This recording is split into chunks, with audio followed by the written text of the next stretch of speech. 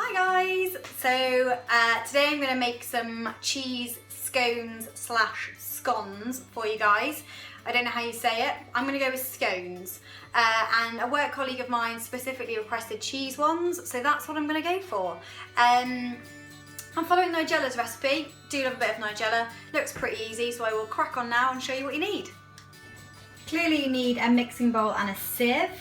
You need 210 grams of self-raising flour, 100 ml of milk, half a teaspoon of mustard powder, and I've done that really well, look, half a teaspoon of baking powder, half a teaspoon of sugar, and half a teaspoon of table salt. You'll also need 40 grams of unsalted butter, which is that small lump at the front, and 90 grams of cheese. I've gone for mature cheddar. You'll also need a grater and some cookie cutters. So I'm just going to add all the half teaspoons, as you can see, half teaspoon of all the dry ingredients into the flour.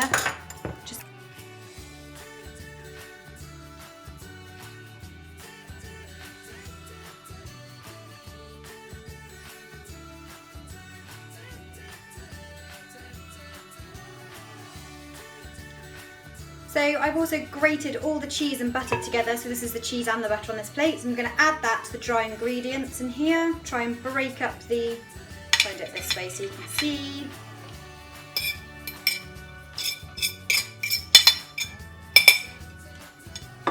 So mix that all in with the flour, try and break up the butter as best as you can.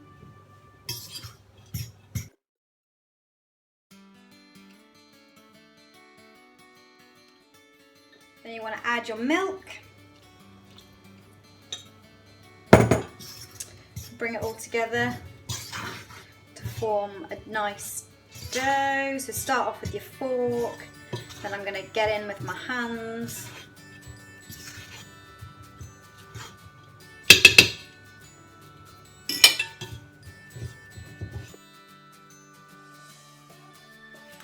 So once you've combined your dough in the bowl, you will have a nice dough like this. So just roll it out to about 2 centimetres thick on a nice floured surface.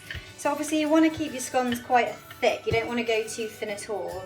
That's kind of like one of the main errors that you can make in scone making. So just roll it out a couple of, like say roll it out first. Do your first few scones. I'm going to go with this really dinky one, because I want to try and get as many out of this as possible. So I'm just going to go with dinky ones like so. So you get a little scone like this. Then you're going to be popping those on a baking tray.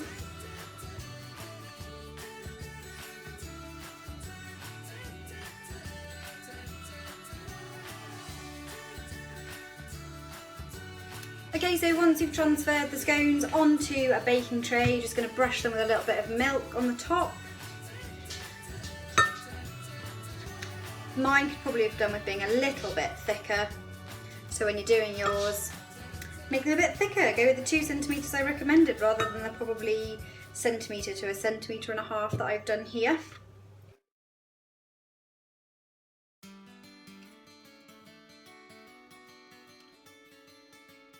Those in the oven. Normally the recipe says 15 to 20 minutes, but because they're so small I'm going to do 10 to 15. So I'm going to pop these in for 10 and then check on them. So here's the finished scones, just cooling on a wire rack, and I probably enjoy them while they're warm, but warm, not hot, so leave them to cool for sort of half an hour before you tuck in, and that is it. That's my tiny, mini, easy, cheesy scones. Okay guys, so that's my mini cheesy scones. I hope you found that a little bit useful. It's a really, really quick and simple recipe to follow. I mean, it'll take you probably like 45 minutes in the kitchen in total, that's probably it. So I hope you found that a little bit useful. If you did, please subscribe to my channel. Any comments in the box below.